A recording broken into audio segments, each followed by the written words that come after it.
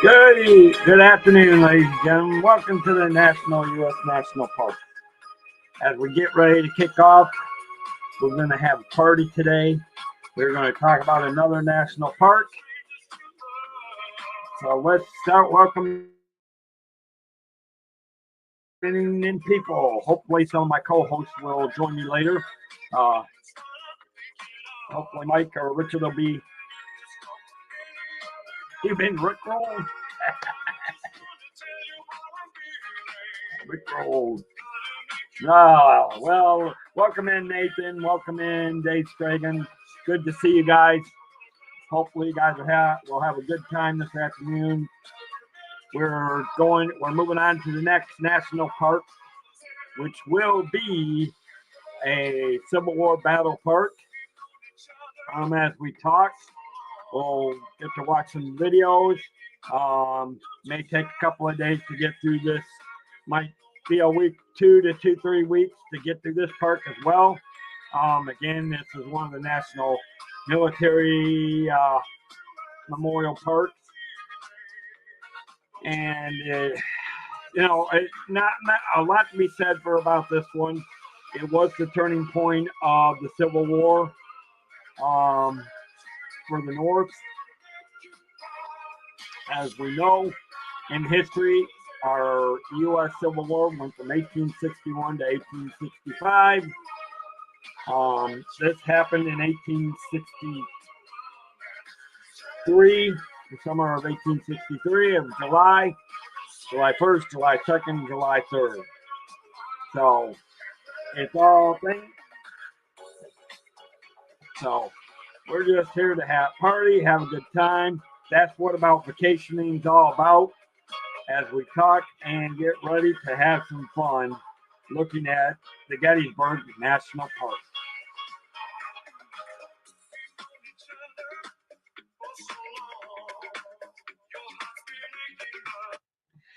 All right.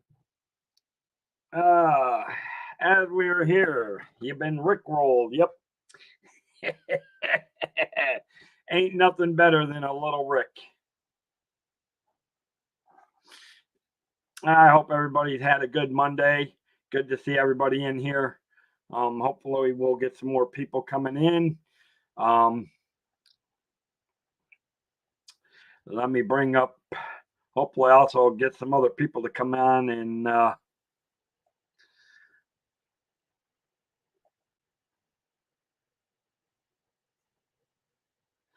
again, if you guys want more information, you guys are more than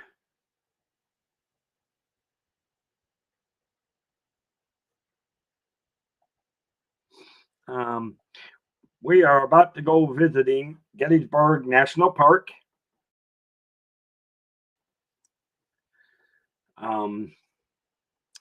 So welcome in. Glad to see y'all here. I hope you've been rickrolled. Oh, I love it, Dave. I love it. Ain't nothing better than the boss.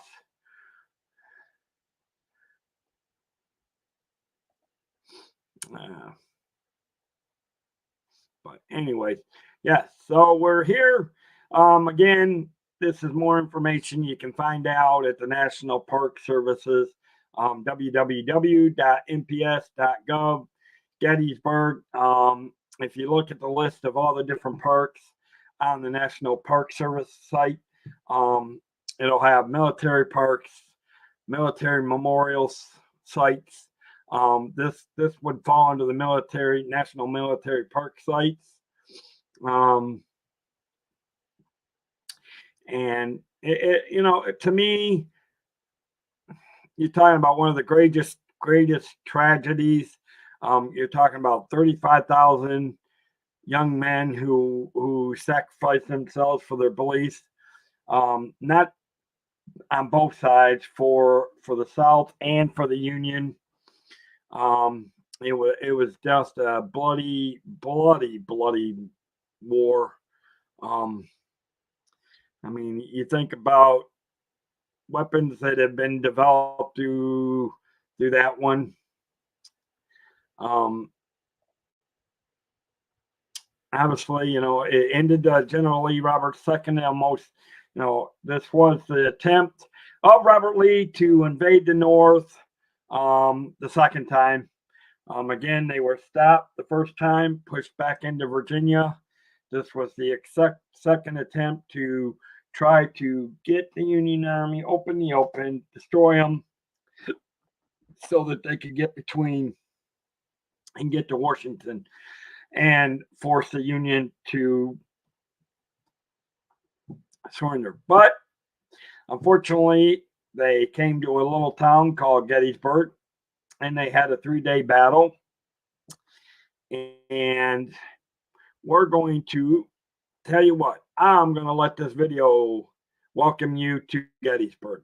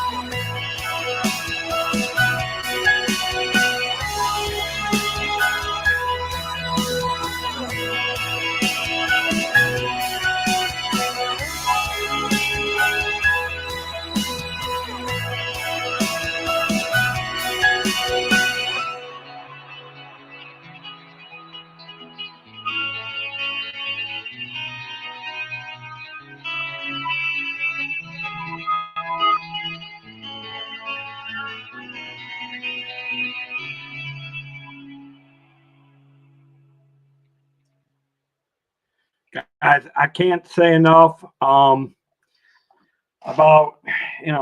anybody that has watched my shows know I strongly encourage the military. I honor the military. I've served in the military. I honor those that have sacrificed their lives, sacrificed their families. And that goes for the same, no matter what time of day that they serve, whether it was in the Revolutionary War or whether it was in the Civil War, World War One, World War II, Korea, Vietnam, the first Gulf War, the second war over in Iraq, obviously over in Afghanistan, all those that served over in Bosnia in the mid 90s. You can't say enough about the military. To lay down your life to protect what you believe in is highly.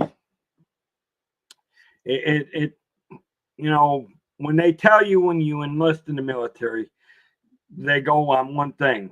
It's like this. It's a privilege. It's an honor, not a right, but it's a privilege. Not everybody's meant for the military. Not everybody likes the military. Obviously, most people do accept them, but we need to, whatever your feeling is towards how wars and things go are political, we have to remember those that sacrifice for the life and the freedom that we have to believe in whatever you're believing in. Welcome into those that are coming in, those that are sticking around. If you have to leave, have a great day. For those that are ninja watching, thank you for ninja watching. But anyways, as you can see, there is a lot to visit in the Gettysburg National Military Park, from the veil of the early morning fog to the day's setting sun. There's just so much to experience. And speaking of one of my fellow service members, John, welcome in, brother. John spent so many years in the Air Force, so we honor him. We'll remember him.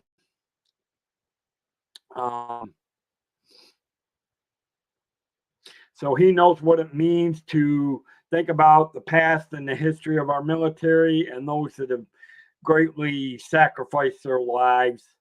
Not only those that are alive, but those that physically that, obviously there's so much to talk about Gettysburg. Obviously, one of the first places you might want to start is the battlefield museums, the visitor center. Obviously, beginning during summer months, you can have ranger park moments.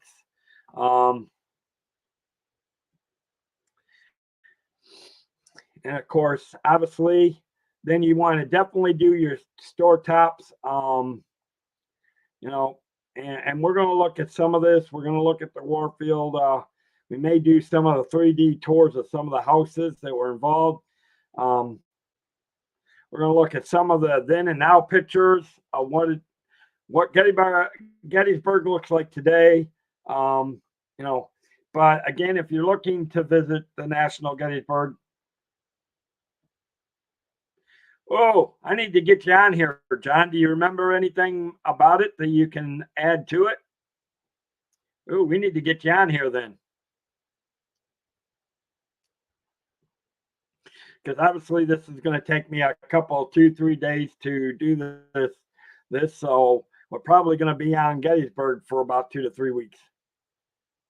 No, a long time ago. Yeah, I do. Obviously, here's the first thing is, if you want to plan a visit, here's some things that you want to keep in mind. As a travel agent, I always tell you, make sure you plan your visits out.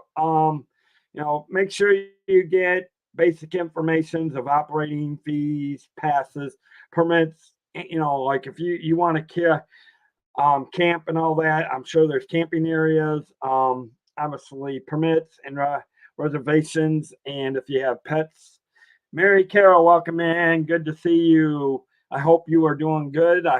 Welcome in Adam, Reba, and Blake. Meow, meow, meow. I hope y'all are doing good tonight. Glad to see you in here tonight.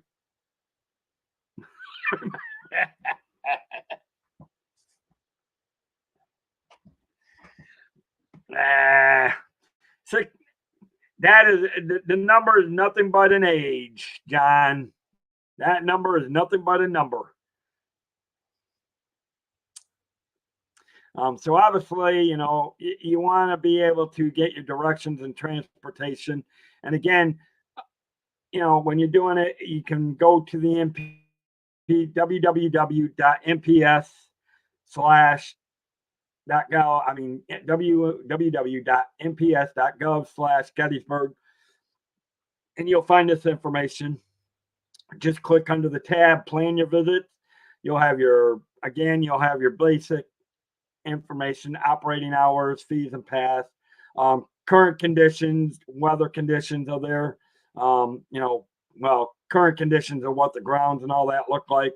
Obviously, permits and reservations, filming permits, commercial use authorization, agricultural permits, things like that.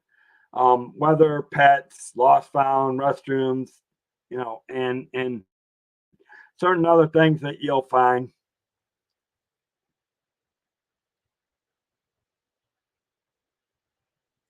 Bike week disruptions. Ooh, bike week. Obviously, directions and transportation. You'll have maps of what the park looks like, bicycling, electric vehicle charging stations. Obviously, eating and sleeping. There's no sleeping anywhere, but you can find some probably good. Tell back to your back. Oh my goodness. Hey, it's just a number. Okay, back. It's just a number. Let John have fun.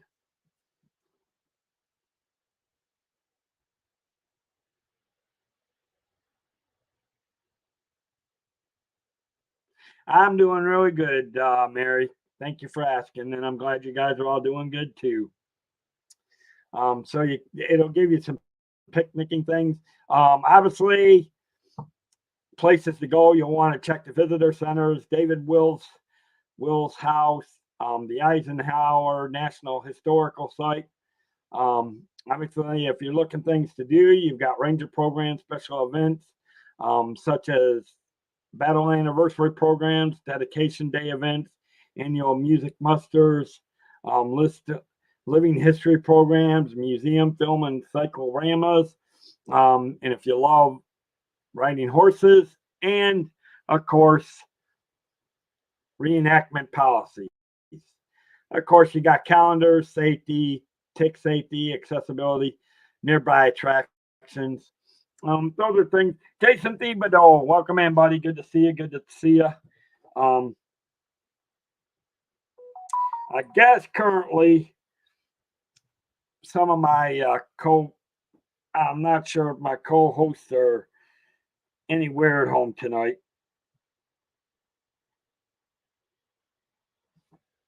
But anyways, welcome in, Jason. Good to see you, buddy.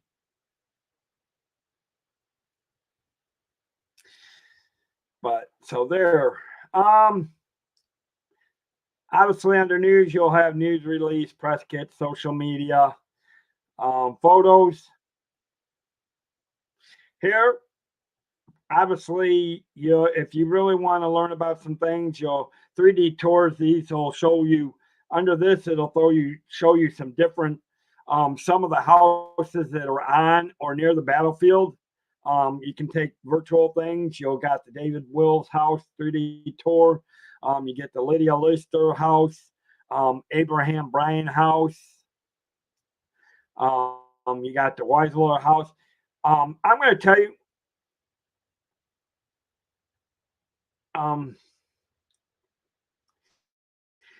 Most of these houses that you saw were homes that were actually used or occupied during the battle. I mean, and they're nice to see. It gives you virtual tours of these houses. I mean, the 3D is just absolutely gorgeous. I do recommend that you check those out on it. Obviously, um, we're going to take a look at some pictures of now and then. Um, Now, anybody knows that Devil's Den is below the round top. Devil's Den is pretty much below. If you look at the sketch artist,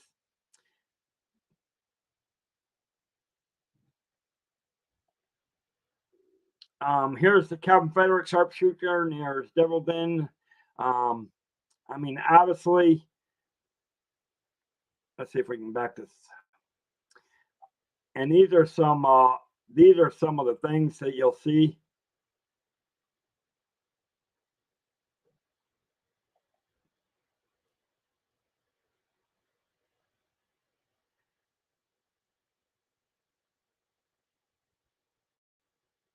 Just some of the pictures. So we're going to actually, now here we got number one, the sketch artist, Wilfred Wood in Devil's Den. Then this is the Devil's Den then and now. Here is the now. And on the right is now.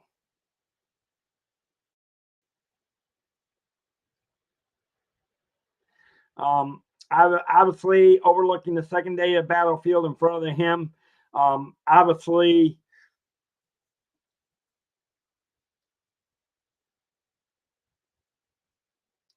actually, he would have been close to the battlefield that day because I do know.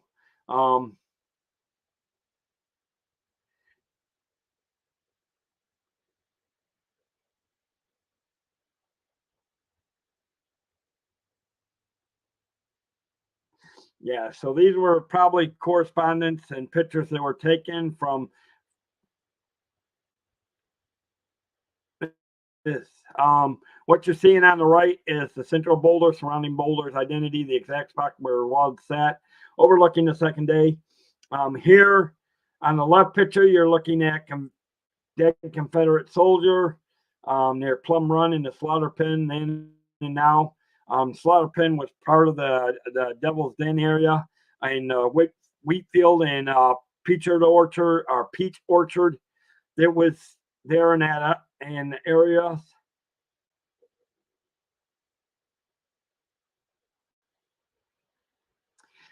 This is, and then obviously the picture is on the right is what it looks like today. It's the slope of the low round top in the distance. Obviously, that was the hill that they were trying to get up, but were pushed back by the Union soldiers. Pose seen in the slaughter pen. Obviously, on the right is a number of men posing as dead soldiers that are crossed and underneath the rocks in the slaughter. Now, as the modern photo shows some of the rocks, the now wooded some of the little round top in the back. It's crazy.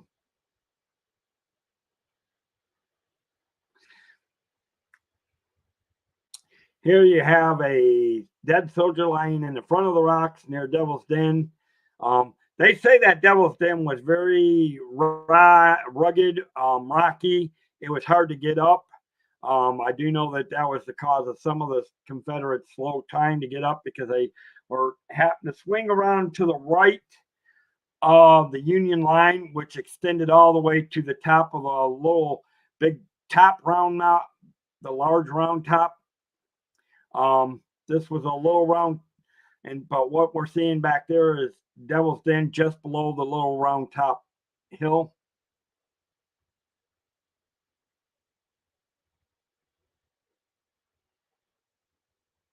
Gardner and O'Sullivan, Confederate sharpshooter in the original location near Devil's Den. That's what it looks like today on the right. But as you can see the sharpshooters. They kind of overlaid the picture a little bit, so you would kind of see what it would look like today if the bodies were still laying there. Obviously, they would have been decomposed by now because that was over 100 years ago. Obviously, but here we are looking at Confederate sharpshooter and the location near Devil's Den, then and now, right there. This one up here with the Confederate sharpshooter, that was also the Devil's Den near sharpshooter.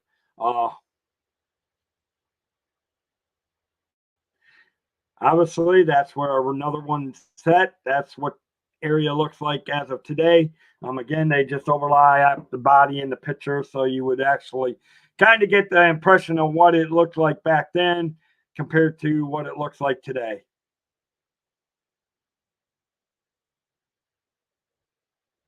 And as you can see, there is a little change to that rocky area of where the sharpshooter was. So actually quite interesting. Stage photo at Devil's Den now and then. This is obviously the one on the left. Shows the western slope of Little Round Top in the distance to the right. And then obviously the right image is the modern of it, what it shows the later slope. And again, as you can see, very little change to the slopes of what the Confederates had to charge up to. Now imagine the Union line at the top. If you're looking at it, and I know you guys can't see me pointing to it, but if you look at the very top image, if you see where my little arrow is, the Union line was way back up here and crossed all the way up to the larger Round Top mountain.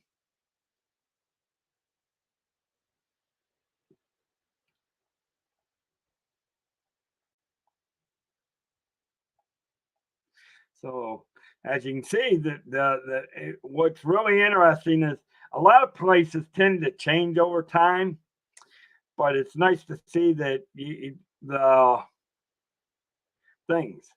So now we're going to take a little bit of video here.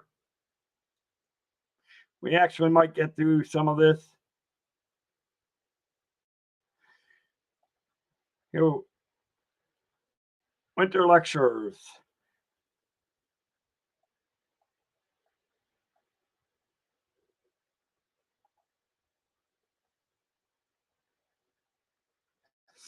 You might have to get.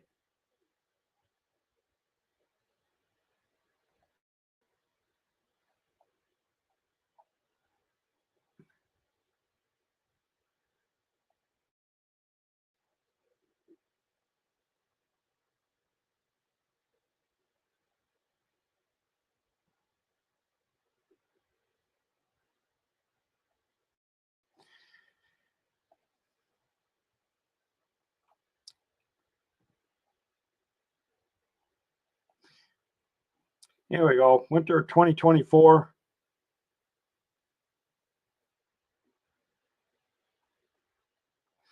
Oh, okay. I don't want to do that because obviously that's taking us back to a different site, and I'm not sure, so we may not be able to see the videos at this point in time on this one.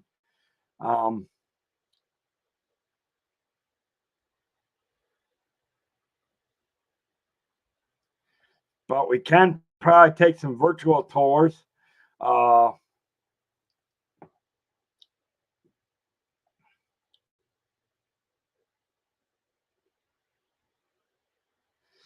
And here we go. We'll play some of this. We'll get you through some of the things.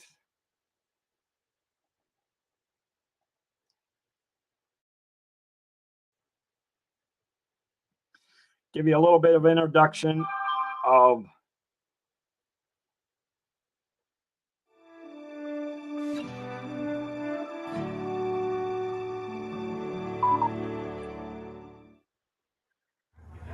Hello and welcome to Gettysburg National Military Park. My name is Christopher Gwynn and thank you for joining us on this virtual tour of the Gettysburg battlefield. Gettysburg National Military Park preserves, protects, and interprets the site of the July 1863 Battle of Gettysburg, often regarded as a turning point in the American Civil War.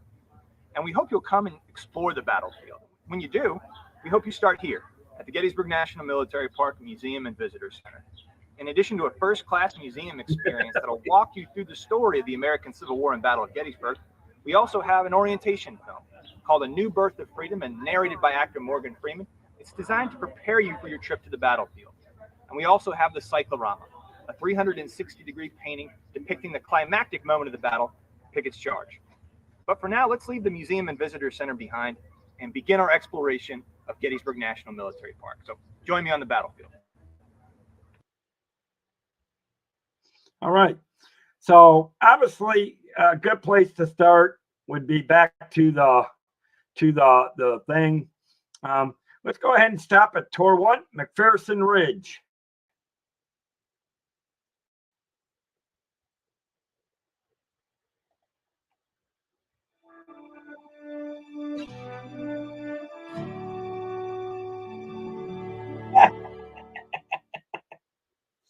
We're standing now on the eastern arm of McPherson Ridge on the first day's battlefield at Gettysburg National Military Park.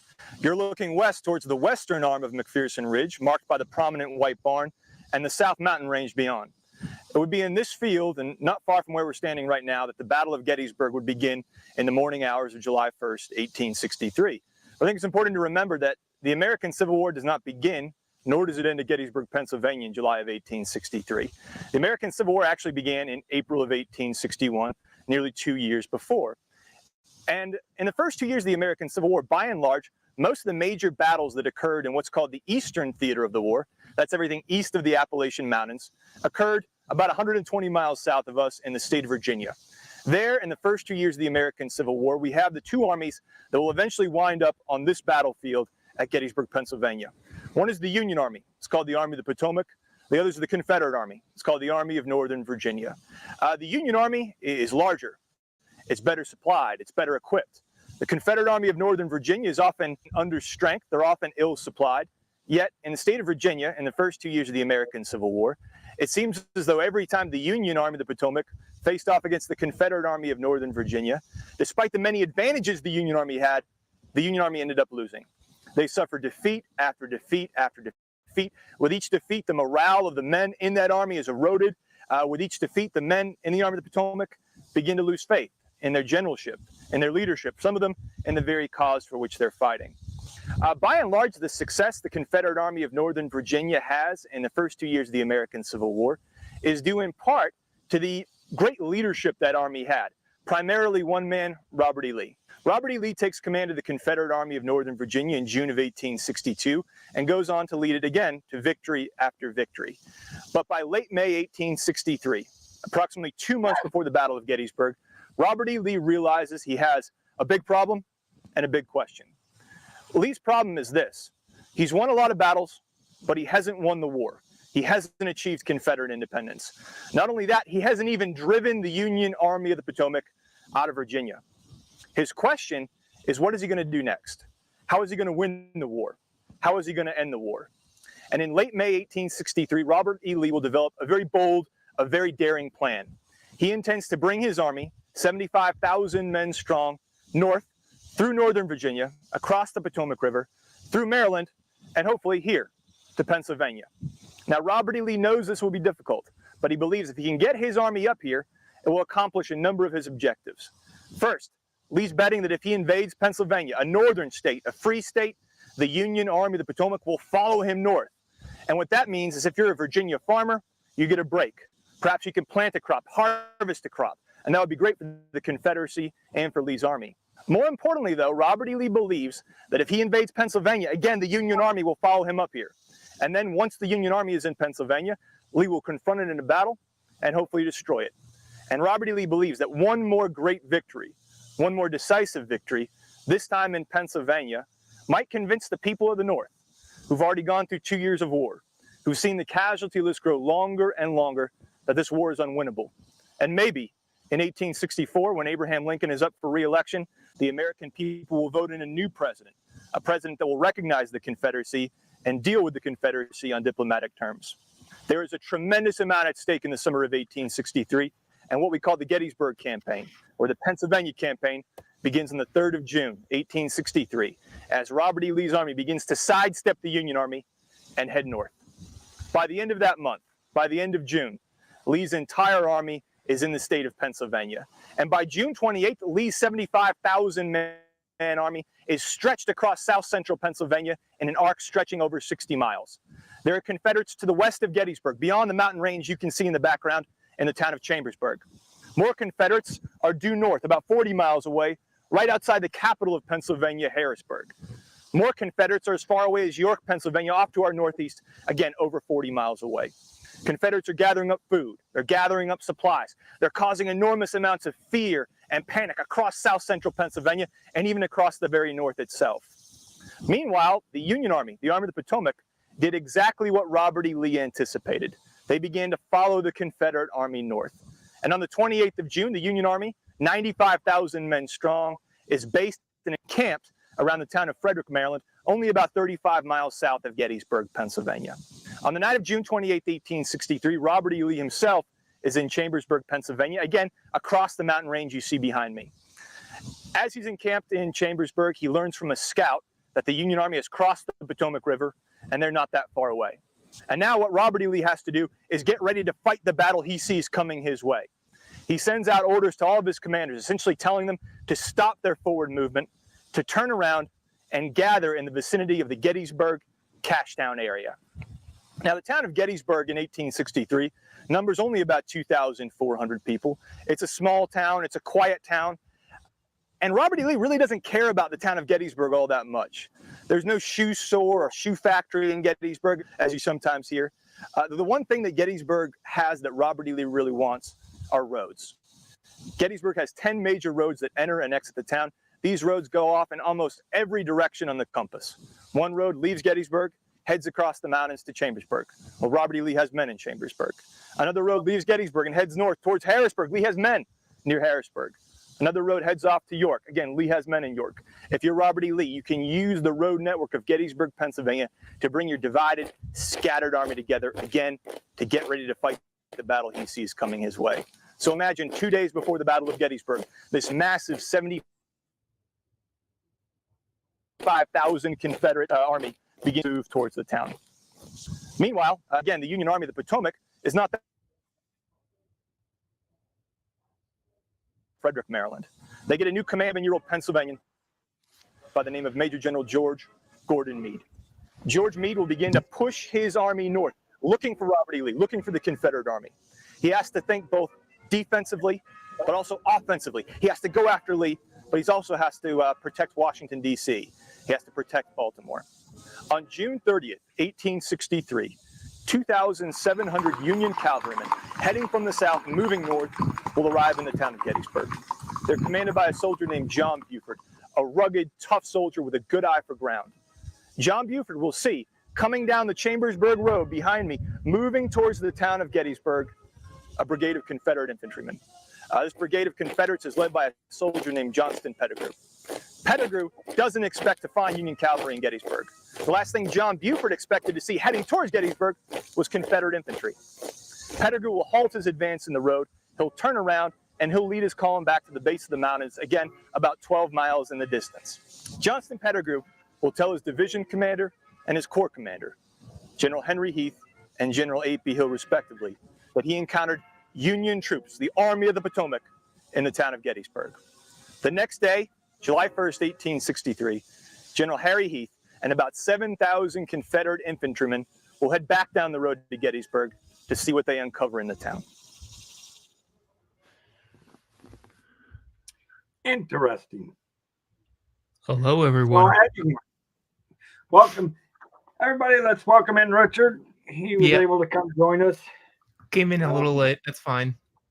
That's okay. But as you can see right there, that was McPherson Ridge, guys. That was one of the major areas of battle for Gettysburg. I mean, you got to figure just how many square miles that this Civil War site takes place and how big it is. Yep. And John says you need to start loading the muskets there, Richard. You're right here. Oh yeah, I got him in my picture today. So Did you? yeah, right there. I mean, honestly, I know I've never. Anybody that loves history or has served Yes, in the military, to me, of all the there's plenty this is one of the national. big ones. I have to And admit. here's the thing: this is one of the big ones Yeah, that had a turning point and the future of the Union of the that's U.S. true. Yeah, And to me, as a former military, and I don't know how John felt. He said he saw it when he was young. ooh, Um, to me, it's one of the biggest military parks I want to visit that I yeah, haven't visited yet. I mean, that would be like going to Andersonville, which is in Georgia, which is yeah. the big. It was a and we'll probably get into Andersonville eventually. It could. Um, Another big one that people don't think about is Smoky Mountains did have a area that they were fighting in. So in the Civil War, yes, just bottom south corner, of. bottom It corner. Yeah. actually was. Yeah, it was down in around Chattanooga, Yep. Lookout Mountain. You Lookout Mountain. Yep. Lookout Mountain. I know that one very well. I've been to the top of Lookout Mountain, but I've Yeah. never, and I've seen the outskirts of what would have been the national park for the battle, but I've Yeah. never been there. But I mean, it's interesting. Here's the thing: when you're talking about parks like this, you really Yeah. have to love history. You really gotta love history. You gotta love national parks. Yep. And you gotta love it. And here's the thing. Even if you just love the beauty, Yeah. just to go watch the beauty of the park and where like Devil's Den is and the little big top and the little round top mountains are and and we know this. Gettysburg is not a big town. It's not it's not a Yeah. major metropolis. I mean, it's a good sized town, don't get me wrong. Yeah. But which obviously it's grown over the century since over the century and a half that since the Civil War. But And think about it. there hasn't really been that many parks that go off of the history of the Civil War. Not many towns that have actually can say they played a major role Yeah. in wars. And think about it, because some of the roads that Well, are still used today. New York is the older one because remember, no, what is that called? New York, and that is I have to remember the name of it. Battery Park. And Battery Park has the remains of the old wall that used to encircle New York because remember they were fighting the British, England, Right. before independence. But it And that's didn't where they matter. fought them, was at here's the Battery interesting Park. Here's the interesting Yeah, Lord thing about Manhattan. Gettysburg, though. Dave, he knows it really well. Yes. Yep. Here's the interesting fact about Bottom Gettysburg corner. now. It's the only town that there's plenty of towns that have seen action, but it's the only Yes. one that had at that time 10 roads that converged Oh, onto yeah. one town, and Yep. you had both armies coming from almost every aspect of a road. You knew it was bound to blow up somewhere, and obviously blew up on July 1st, Yep. day of the battle. So, You know, if you want to keep up with the history part, I would recommend looking into Battery Park. I think it is a national park, if I remember correctly. it And is, it has I mean, the castle part is still on. It is still there. They yeah. just took away the guns. It oh, is yeah. just I mean, the you grand look part. at it this way. Yeah. Oh yeah, Sarah. I mean, you got a lot of national parks that are. This is just one of them, but it's probably one of the largest, and it's certainly the one that had the most men out of all the battles in the U.S. history that have fought on our land. This is the one that had the most costly of 35,000 men. Probably, yeah. It is the one that costs, and and you're talking about both sides, both Union and Confederacy. You're Yep. talking 35,000 men Yep. that lost their lives, which is quite interesting. So I mean, Mm. and you think about it. I mean, I don't know. Here's what I love about it. I love the reenactments, and I love the way they. Because think about Yeah. this. Anybody Oh, that was in the I know another one that has it. Alamo. it does. But Yeah. again, Alamo is It small. it was Um, small, but it was basically made as the last fortress of before hitting the town yeah, but in a way. here it is. And then it got bombarded. It is. But Yeah. here's the reason why I'm focusing on this. Because it was the one thing, and you can study most of your Civil War, but this one really, you're talking about the movements of the army Yeah. behind the lines from one point to another, and and you think about it, the Civil War was the last time you really saw the Napoleonic. And let's face it, the maneuvers that they did, the way they fell into Yep. from a column of 4 to column of 2, which is their battlefield ready positions, which would have been the Napoleonic Yeah. type of maneuvers. That the Civil War was the last time and I'm not just saying Gettysburg in this case, but the whole Civil At least War in the US, yeah. At Yeah, least in the US, I agree. Yes, this would have been the last time you would have saw the Napoleonic type of maneuvering as far as the army. Yeah. In the US. I think they've done it afterwards, but I don't remember where. They had to have somewhere. No, because I highly doubt it Maybe. because it was because the next major war was the war with Mexico, and Yeah. yeah, and that was back then. It was most of that was counted mounted type of cavalry type of fighting, Yeah. which was quite, Hmm. let alone the war with with Spain, when they went to Cuba and the first time. Yep. It's interesting. I mean, Yep. honestly, I'm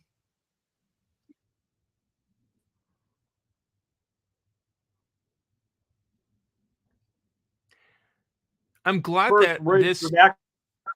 this website has a lot of videos on the history. Because I remember watching some of these. I know I watched all of these at one time because this is what my history teacher did in high school. Was he looked through all of these and he had us watching them at class. Yes. A more regimented We're video sequence. Yeah. I mean, obviously, we're not going to go through them unless we want to spend 2 or No, 3 but I weeks remember on going this through thing. all of those at one time. Yeah, that's But how we I got will taught our tell you this. history. I mean, and most people, anybody that understands or has studied this, but to understand more of the first day of the battle and how it shaped the rest of the battle, Yeah. we'll go ahead and look at the second one here on stop 1B. Let's see, is that the second one? Yeah. Again, this is another one on the McPherson, and then we'll continue on.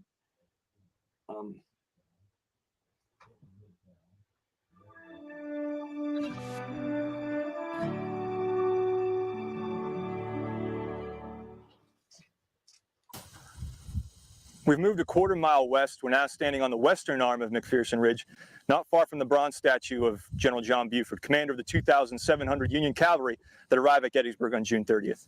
By the end of the day on June 30th, John Buford has sent out scouts not only to the west, but to the north and northeast as well.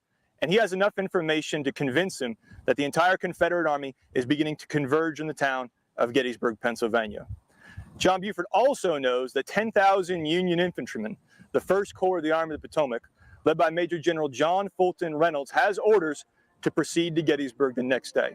The question for John Buford is, what does he do now? Buford will make the decision to try to delay the Confederate advance on July 1st as long as he can, to buy enough time for John Reynolds and the Union infantrymen to arrive in town and decide what to do. But John Buford knows, most likely, he'll be outnumbered. He only has 2,700 men, and his men are cavalrymen, not infantrymen. They're not meant for a stand-up fight. Furthermore, his cavalrymen are not armed with rifle muskets, but rather carbines. They can be loaded and fired more rapidly, but they don't have the effective range and killing power that a standard rifle musket does. Furthermore, John Buford is going to fight his men, if he has to, dismounted. That means every fourth man will have to hold the horses of his comrades, further weakening his battle line. But Buford intends, if he has to use the terrain of Gettysburg to his advantage. Now, we're standing on the western arm of McPherson Ridge. Behind you, behind the camera, is the eastern arm of McPherson Ridge. Beyond that, closer to the town of Gettysburg, is Oak Ridge. Behind me, a quarter mile to the west, you might be able to see a prominent red barn roof and a tree line. That marks Hur's Ridge. Buford intends to deploy his men on Hur's Ridge, and as Confederate infantry march down the Chambersburg Pike towards Gettysburg, the same road you can see behind me, they'll run into Buford's cavalrymen. Buford's cavalrymen will put up a fight. If they're driven back, they'll simply mount up and head to McPherson Ridge. If they're driven off that, they'll fall back again to the eastern arm of McPherson Ridge, and if they're driven off that, well, they'll fall back to Oak Ridge. Again, buying time, delaying the Confederate advance, and that's exactly what happens in the morning hours of July 1st, 1863. About a half a mile down the road in front of Hur's Ridge is the most advanced picket post of Buford's cavalry division. It's led by a young lieutenant from Illinois named Marcellus Jones. And around 7 o'clock in the morning, as Lieutenant Jones looks down the Chambersburg Pike towards the west, he sees the first of those 7,000 Confederate infantrymen moving down the road towards the town of Gettysburg. And Marcellus Jones believes that a great battle could be fought here. It could be a battle that decides the fate of the Republic, and Lieutenant Jones wants to be the man that fires the first shot of the Battle of Gettysburg. He borrows a carbine from a man beside him, levels that carbine on a fence post, lines up the sight to the first Confederate officer coming down the road, draws the hammer back, pulls the trigger, and fires the first shot of the Battle of Gettysburg, the first shot of millions that would be fired over the next 3 days.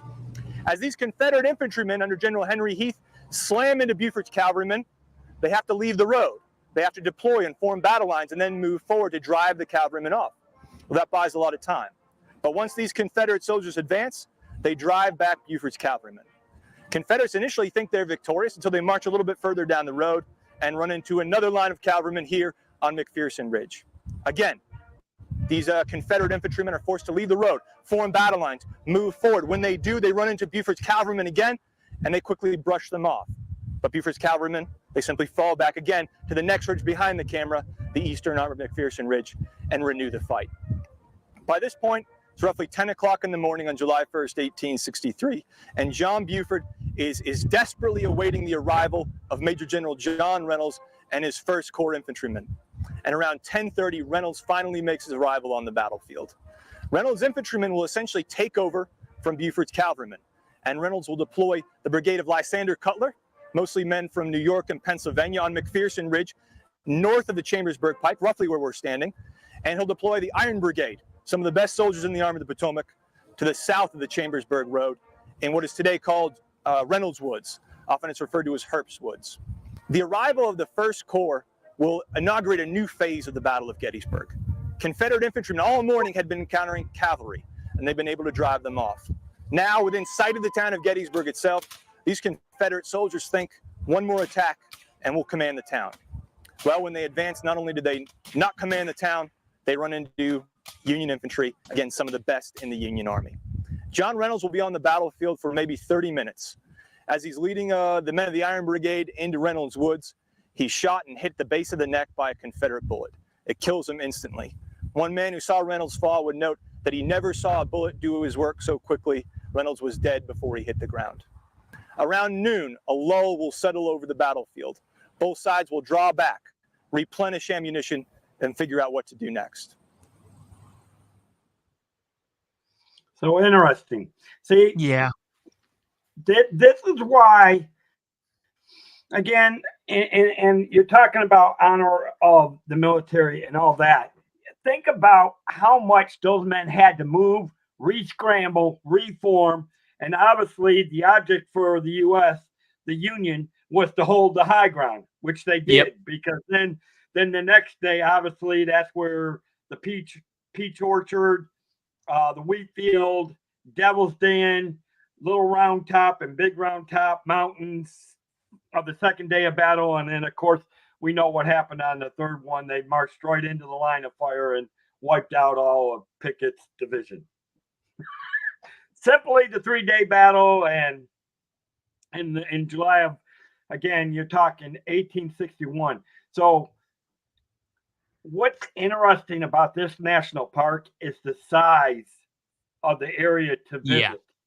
And, you're talking about the many houses that would have been involved, where, mainly the town, because the Union would have fallen to the northeast, northwest, or north-south of the Union to hold the high ridge. So most of it would have been used by the Confederacy as far as the town of Gettysburg is concerned. Yeah. But it took a lot of beating, because I've watched a lot of shows that you could actually see musket balls and cannonballs implanted into the building that didn't explode. I mean, Yep. lodged, which is interesting. So imagine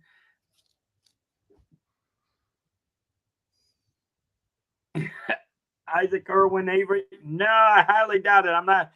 You're talking about probably one of many 35,000 men, Jeannie. Well, but, I mean, yeah. I know there's a movie about Grant somewhere. I've seen it. But he was one of the main heads. So. Oh. He might be part of it somewhere. Yeah. What, Dave, was there a movie about Gettysburg itself? Yeah, it was actually part of. I remembered a little bit. Remember when Ted Turner ran the thing? Yeah. 34 years of age. He was killed at Gettysburg. He was young. Yeah. He's probably listed somewhere, Jeannie. Yeah, he's probably listed somewhere. Unless he was, the only ones that you really hear about are the ones that majorly stood out, like Joshua Chamber, Hooker, Meade, Armistead. And here's the thing. The only reason why you really knew about what generals took place, because we all know that throughout the Civil War, most of these men that served in the military came up through the ranks together. Like Armistead knew Reynolds, Hancock, Longstreet, Lee. They all served, and they had all served in the Mexican War together, before they separated, just prior in the 40s and the 50s, just prior before the start of the Civil War. Yep. I mean, there's so much, and I recommend that you guys definitely go check out some of these. They're just tour videos. Yeah, they're tour videos, but they're the best information we have on the Gettysburg. I personally think. I'm so glad that he made us watch these in the history, in my high school history channel, or my history class. I got really interested in this kind of history that the U.S. has. So, and my thing about this is not only that, and obviously this is the National Park Show, so this is why we're talking about it. And obviously, when you're talking about National Military Monument, you're going to talk about the history of the battle and the history of. Well, you're going to talk about Gettysburg, probably. It's one of the biggest. It is the biggest one that is out there that I know of. And it was, and again, it was the largest amount of men that the U.S. ever lost between both the South and the Union together. You're talking about 30,000 men killed. So it is the biggest war. Thing in the thing, and this goes in the U.S. So my thing is this: is that when you go to visit a place like this, you may want if you love visiting national parks like this, whether it's Yosemite or whether it's Yellowstone National Park or whether Yep. it's like Gettysburg, Yep. you have to plan your thing because most trips like this, Alamo. to me, I'm going to tell you, in Alamo. order to visit a lot of these places and to cover it good, Yep. it would take me 2 to 3 days. Yeah.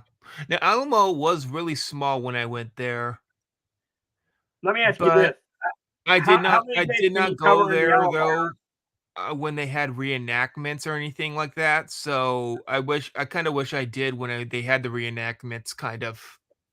Well, yeah, and it was probably the time of year that you went to It's these. seasonal. Yeah. Yeah, And we it is went there seasonal. during the fall and winter. And again, you need to, and I showed you guys the link going back up here when you're planning Yeah. a visit, and Yep. again, you also make sure you guys come see me. I can help you plan Yep. these.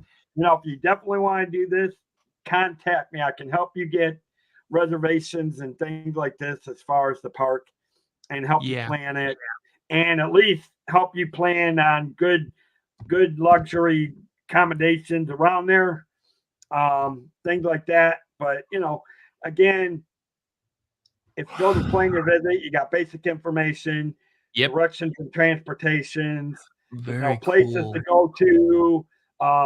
Obviously, it'll show you places you Picnicking. can Yeah. picnic within it.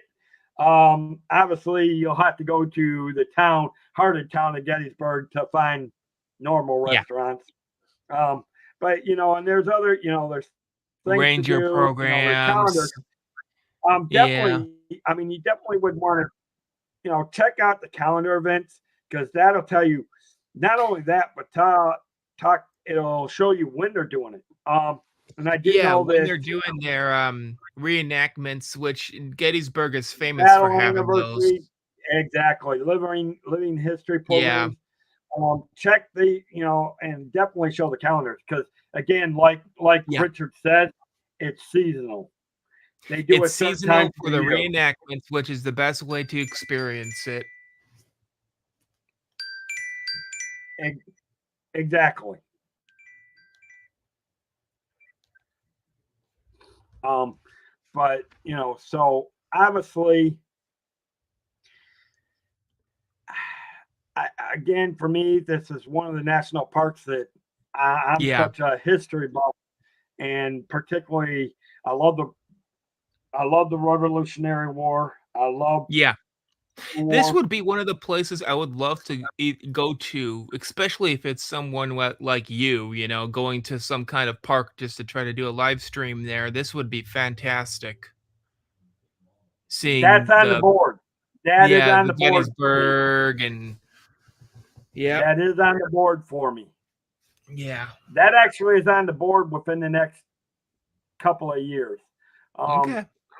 I'll think Particularly about if I can, I have to find out some information this evening and all that. So Yeah.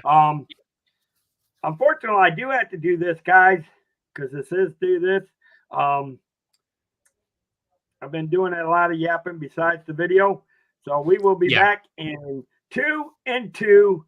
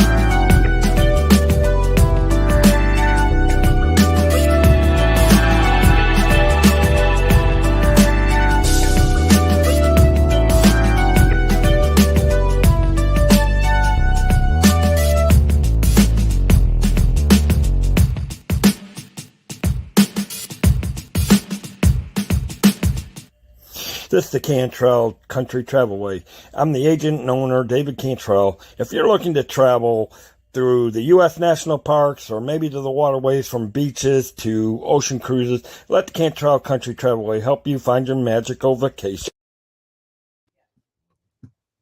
All right. And if you guys are, well, somebody must have been eating dinner or snacking and ate a little bit. ready for dinner. Because I know that's my next thing. As soon as I'm done here, I'm getting ready to order dinner and go get some burgers for me. Yeah. Because I know it's a long week. If you guys are looking to travel, guys, I think we're pretty much done with this for now. If you are looking to travel, you reach out to me. The links are in the description for my Facebook travel page, as well as the travel agent profile page. Again, I'm hoping soon to have my thing. And welcome in Dean, our turkey legster. Yeah, just don't tell Dean that I know for a fact that Gettysburg does not have turkey legs. So, oh boy. So please do not tell Dean that Gettysburg does not have turkey legs. Yeah, I would recommend not doing that.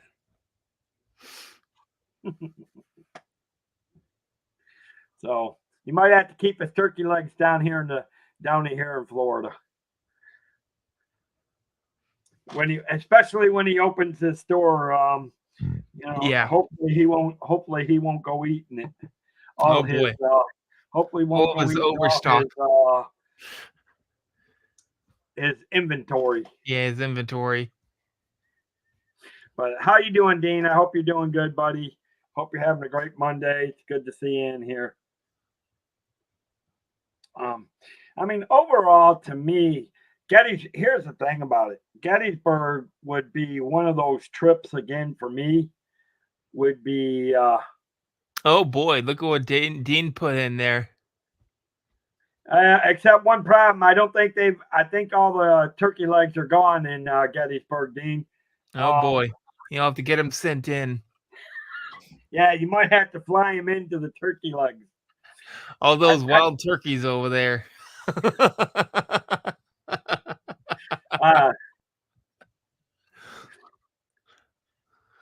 Apparently he's open in Gettysburg. Yep, there you go. Listen, guys, make sure you guys go check out Dean the Turkey Legster on his channel. He does a great job with his shows and his videos. He really does do a great job. And he's a good guy. I'm hoping to catch up with him one of these days down in Florida, Disney Springs and area. Dean, we really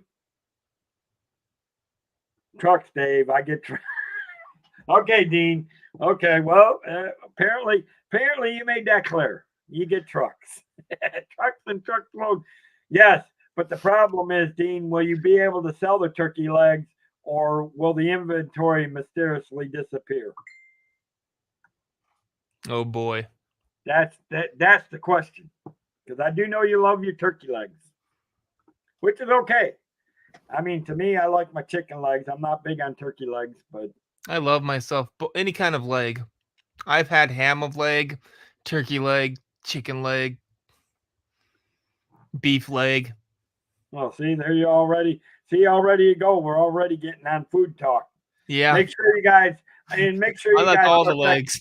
Make sure you guys also go check out my partner channel, Bloomin' Cheesa.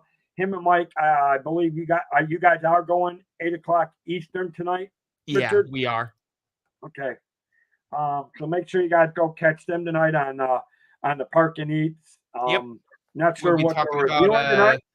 Asian Heritage Month, which is next month. Okay. There you guys go. So their menu. Yeah. We're gonna review the that. So by the way, Mike is basically eating dinner right now, so he can never change that time. So he's never going to make this early of a time. Yeah, it's either that or I do it 6:00. But then it's fine. But I'll be trying to do mine mostly at 8. You can try to do it 6 or 7 o'clock. Well, yeah, if I do it at 6 Eastern because by Yeah. 9 o'clock, I'm getting ready to head to bed because I get up at 4:30 in the morning to go to work. So, Oh, um, okay. That's when I start is 8 a.m. or 8 p.m. Yeah, Eastern Standard yeah, Time. so I'll be done long before you guys even do your show. So, Yeah. and that will always be a thing. The only nights is if you guys go Tuesday or Thursday, then I'd have to pull it off. I do the show Yeah. because those nights I have to go at 7 p.m. Yeah. But anyway, so yep, I'll let you know, Yeah. Dean. I'm actually Dean. I'll let you know more when I find out for sure. But I'm hoping to get down there probably June 6th. Yeah, Dave wants to go down June 6th. If he And does, I'm gonna try to actually stay keep at in Port contact Orleans with or me, something like Dave. that. We Huh? can maybe meet up somewhere before you do anything. That might be Yeah. helpful. Well, most of what Yeah. I'll do is either do Disney Springs, unless Yeah. I'm finding out I get to keep, I'll get to keep my annual pass. Then it'll Yeah. be a different story. But That is a park day for me. I might be able to do something, so we'll see. right, Let me think. but The I'll 6th, keep you posted. I'll be at Animal Kingdom. It's my last Yeah. day. So, but anyways, guys, so if you guys really want to check, if you want to find out more about Gettysburg, go check out www.nps.gov/Gettysburg. Yeah. It's got a ton of information. And if you are looking to travel up there and you need places to find to stay, please come talk to me. I can help you. Chances are I can help you get whatever tickets or whatever else you need for and the passes for Gettysburg. I can definitely at least make sure you get your hotel rates and all that for a good thing. So, Yeah. I mean, what's your opinion on? What's your final thoughts on Gettysburg, Richard? I'd love to go there sometime. I need to do a recourse of all those videos that are on that website because I really do love those videos. Any of the monument or national parks that have to do with the any kind of war will also have a lot of videos on why it became what it is, the same way Gettysburg does.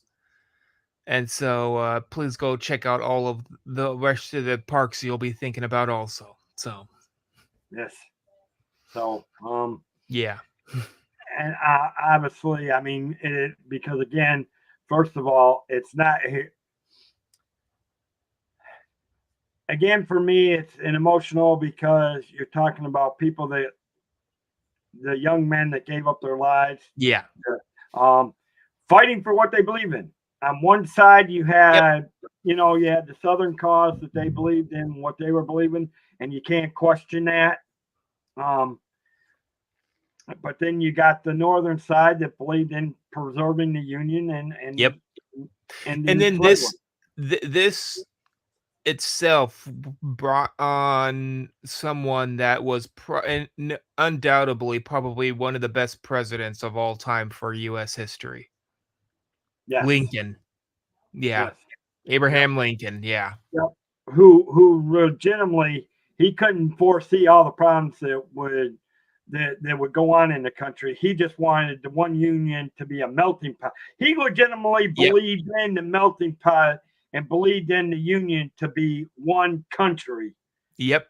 And that's from everybody from everywhere. Because legitimately, I go back and tell people this: the only legitimate true Americans are the Native Americans that were on this continent before Spanish or English even settled the East Coast.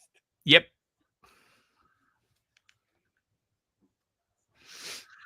So, but again, for me, and I know John was in here earlier, so he knows what I'm talking about when it means, and I know most of it, but I know that when you have served in the military, it gives you that added touch. It does. I know a lot of people get more sentimental towards the army if they were in one kind of thing. And thank you everyone who has done service Yes, in the again, army, navy, any of that, you know. yes, Thank you Coast very much for Guard. the service. Debbie, you are never late. You're always on time. Ha. You're everywhere, Debbie. We're So we're glad that you got they to show your face over They here. got you so busy. They got you so busy. When some people do so many streams and you're so busy everywhere, it's just great to have Man, you. you know what? We got to see Debbie in our stream, so we are being graced by Debbie herself. So, Yes, Mama D. You yep. got to keep everybody straight. Yep. You don't mess with Mama D now. Like I said, I know December. I know I'm already plugged in. Oh, does he, Deanie? Nice. Oh, okay.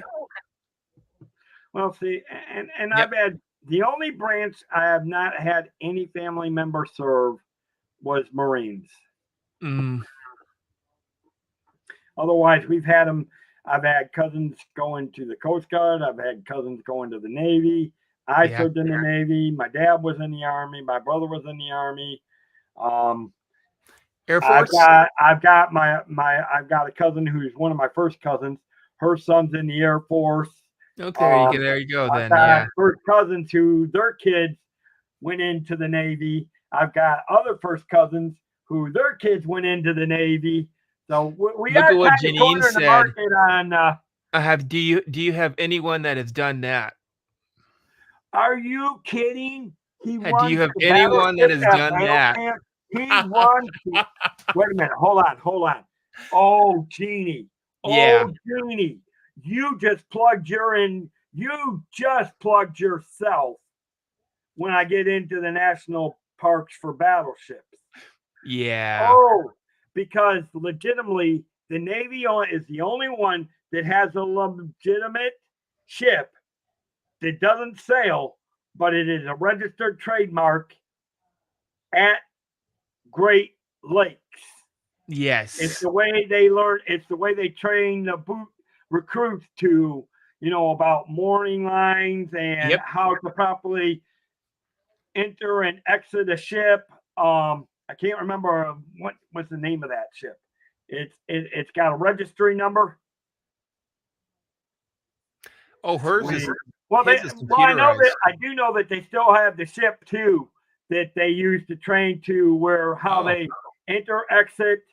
They do fire training on that ship. Yep, Great Lakes. Yep. Man. I know it. Been there, done that, and marched around in it. And believe me, I've done more push-ups in my time than I can count. I think I don't remember what ship it was, but there's a ship moored at New York that is from the Navy. You got Intrepid. It's the History Museum over there. Yeah. Oh, his Isn't is that the Trayer? Nice, Jeannie. I think it's the Intrepid. I think it was the Intrepid for sure, and it also has because a it's got a space lot of shuttle the on old, it that's been in space. Yeah. Yeah. Yep. Because I know you got South Carolina, you got the battleship South Yep. Carolina in Charlotte. Alabama, you have the USS Alabama. You got the Texas, USS Alabama. You got the one that has the USS Battleship.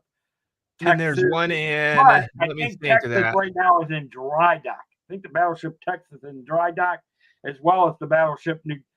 Well, no. There's one in San Texas Francisco, I is think, coming too. out. Battleship New Jersey just went into dry dock. There's one in San Francisco that's a ship also. Yes. I don't And of remember course, what we it's know called. And of course, we know Alani. We know Oahu has.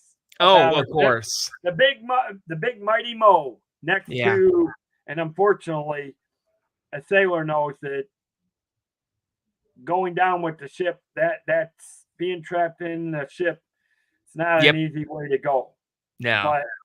But that's why I don't, especially when it kind of comes to the Arizona, don't, respect those men.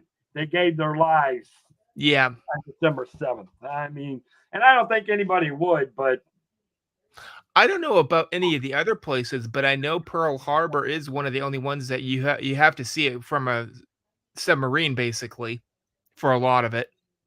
It's underwater. oh yeah. Well, I mean, you can see it from you do got the flat floating platform that you Yes. take a boat, a taxi cruise out to it, and you Yep. can see it, and you can actually see. Honestly, at points you can still see oil coming up Yeah, from the battleship you can. itself, which is It's unique. concentrated, but it is coming up still. Yeah. Yes, and you're talking how many years ago it was sunk now? Um, We're still looking at our watch for that one. but again, it's one of those memorials that Yeah. it's a sacred thing. Immortalized forever.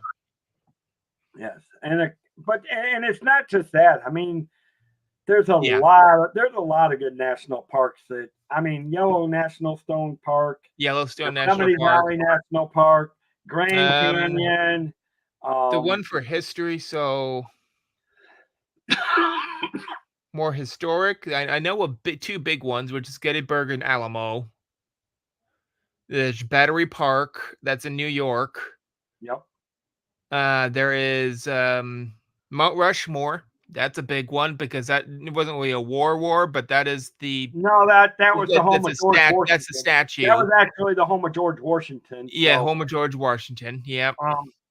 No, but then you got the Shenandoah Valley where you actually Shenandoah Valley, Smoky Mountains, bottom corner. Yeah. Appomattox Courthouse is Yep. in Shenandoah Valley. Because, like I said, when I went to school at Liberty, it was about 45 minutes from Lynchburg. Yeah. east of there. It has to be more, but I just can't think of them. Oh, there's plenty more. I mean, I know there's one in Seattle that was the fort that they made for when they thought they were going to get a nuclear attack in the US. Because remember we had Hanford at that time too. yes. And so they made a fort to protect Hanford at Wow, one time. I mean, well, and we all remember the movie War Games. Yes. And y'all remember NORAD. Yeah. They actually, now I don't think it's been turned into a museum, but I do believe, I mean, NORAD, I think has actually been shut down now. Yeah. But I think it's been tore. I think they do more tours. Okay. NORAD. I understand, and I'd have to look. Maybe not. They may still be. It still may be a government facility that they still use because, I mean, but that was more of when the Cold War was going on. Yeah. Um, Well, just ask my dad. I already knew this was happening. He's retired many, many years since working at Hanford itself. Yes, he was an electrician, yes. but when he was leaving about 4 to 5 years ago, they were starting to move things away from there. Yes. A great movie if you want to learn about those kind of like all that area would be what is that called? A movie that was just last year. It was really in depth into the one that went into Texas. Hindenburg? No. It was a recent movie and it was with it showed what's his name? Albert Einstein, because he was the one who created all that Cold War bombs. I do know that there was a. Oh shoot! What was that name of it? Oh, I know a good movie, and we'll have to talk about No. it later. I do know a good. I know I do know a good one that it dealt with World War II, but it dealt with the time thing because it was supposed to be an experiment for the atom, and that was the. Oh, what is that movie? I got a good movie that I'll have to find out. I'll have to remember what it's called. It was done back in the 80s. It involved a destroyer that they used, and it kind of disappeared and went back at talking about a 1980s sci-fi movie. I think you might like. But okay, guys, I need to go eat dinner and order dinner. So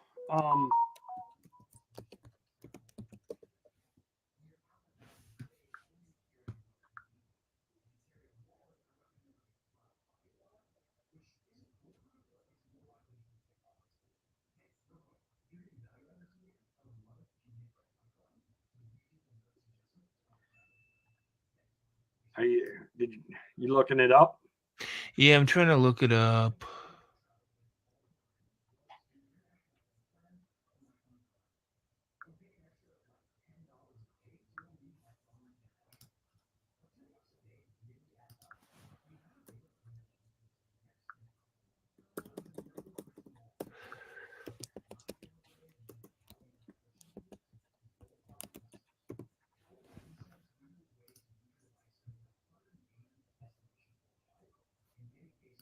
I figured out the name of the movie.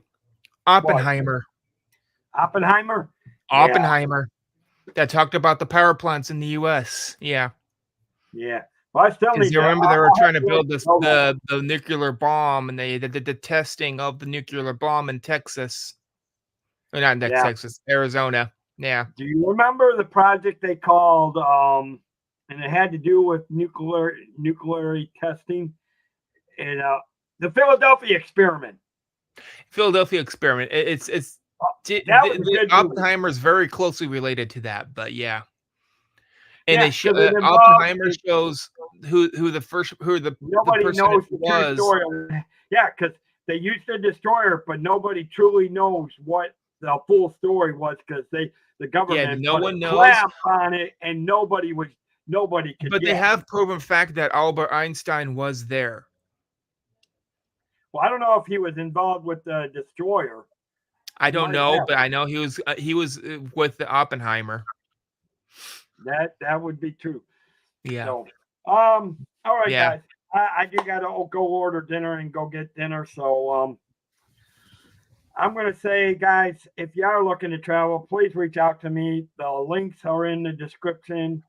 Don't forget tomorrow night, Dave's Vacation Oasis. I don't know where we're gonna be. Oasing. What is that usually some type for? of vacation thing, but is that the cruise one, or what is that? I thought about doing the cruise. I thought about doing a cruise one. I kind of wanted to look at maybe the Princess Cruise Lines. Okay, we can do that because I'll be getting on to that real soon anyway. I have a listing to get onto the. You have information on it? I can, yeah. Because I'm probably going to look at maybe trying to. I don't know what kind of training I will need for that one.